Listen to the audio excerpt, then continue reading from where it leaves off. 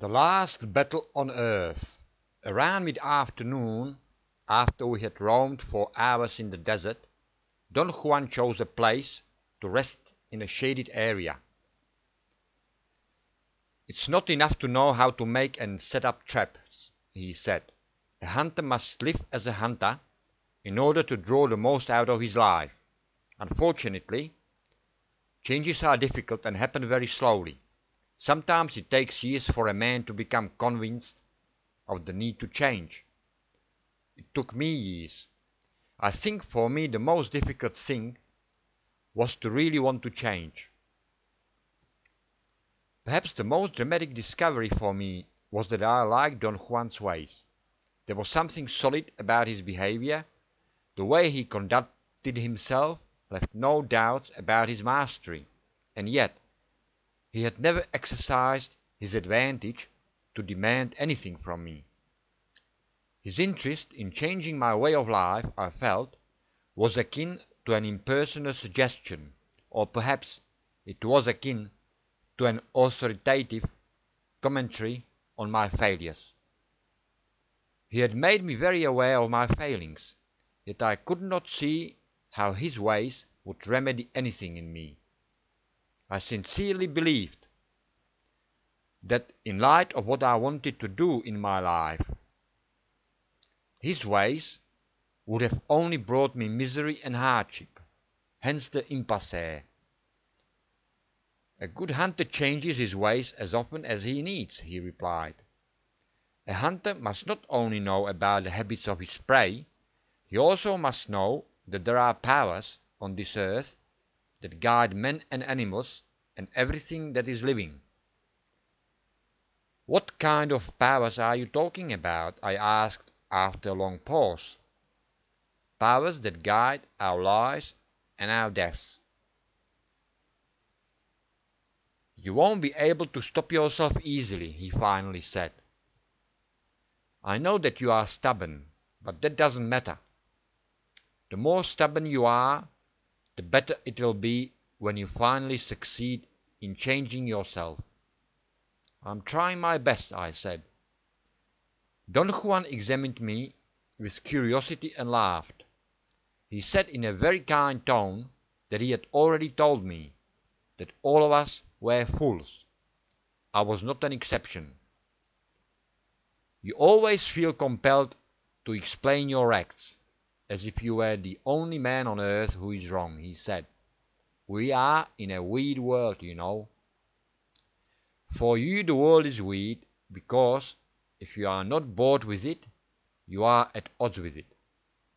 For me the world is weird because it is stupendous, awesome, mysterious, unfathomable. My interest has been to convince you that you must assume responsibility for being here, in this marvelous world, in this marvelous time. I wanted to convince you that you must learn to make every act count, since you are going to be here for only a short while, in fact, too short for witnessing all the marvels of it. There is one simple thing wrong with you. You think you have plenty of time." "Plenty of time for what, Don Juan?" "You think your life is going to last forever.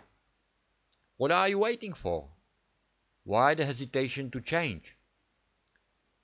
Has it ever occurred to you, Don Juan, that I may not want to change?"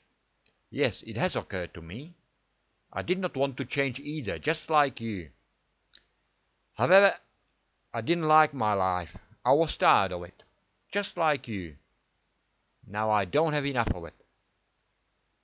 If this were your last battle on earth, I would say that you are an idiot," he said calmly. "You are wasting your last act on earth in some stupid mood. Don't just agree with me. You must, instead of agreeing so easily, act upon it. Take the challenge. Change." "Just like that?" "That's right. The change I'm talking about never takes place by degrees. It happens suddenly. And you are not preparing yourself for that sudden act that will bring a total change. Perhaps I should put it in a different way, he said. What I recommend you to do is to notice that we do not have any assurance that our lives will go on indefinitely. I have just said that change comes suddenly and unexpectedly, and so does death. What do you think we can do about it? To live as happily as possible, I said. Right. But do you know anyone who lives happily? No, I said. I really don't. I do, Don Juan said. There are some people who are very careful about the nature of their acts. Their happiness is to act with the full knowledge that they don't have time. Therefore, their acts have a peculiar power. Their acts have a sense of active power, he said, especially when the person acting knows that those acts are his last battle. There is a strange consuming happiness in acting with the full knowledge that whatever one is doing may very well be one's last act on earth. I recommend that you reconsider your life and bring your acts into that light. I disagreed with him.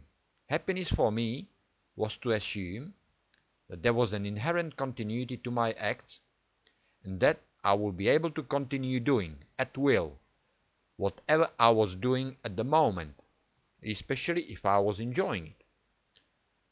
Your continuity only makes you timid, he said. Your acts cannot possibly have the flair, the power, the compelling force of the acts performed by a man who knows that he is fighting his last battle on earth. In other words, your continuity does not make you happy or powerful. What am I supposed to do then? Focus your attention on the link between you and your death, without remorse or sadness or worrying.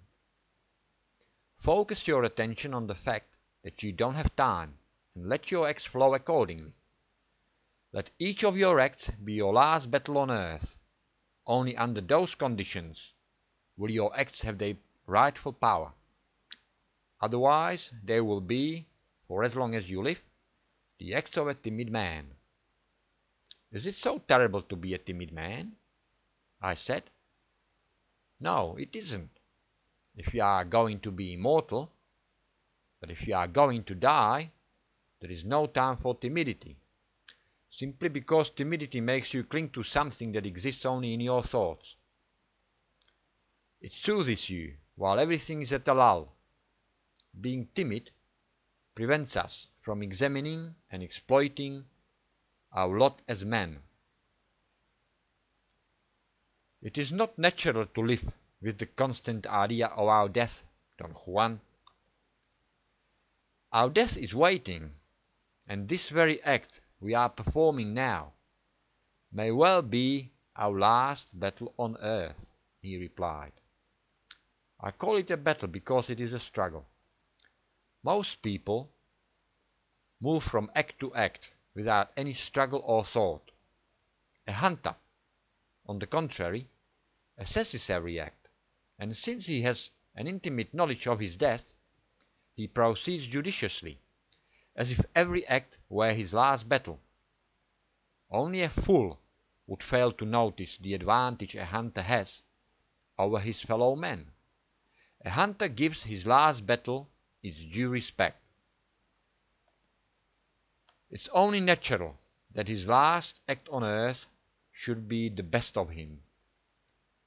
It's pleasurable that way. It dulls the edge of his fright.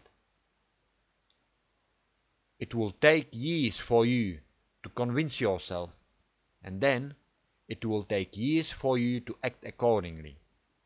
I only hope that you have time left.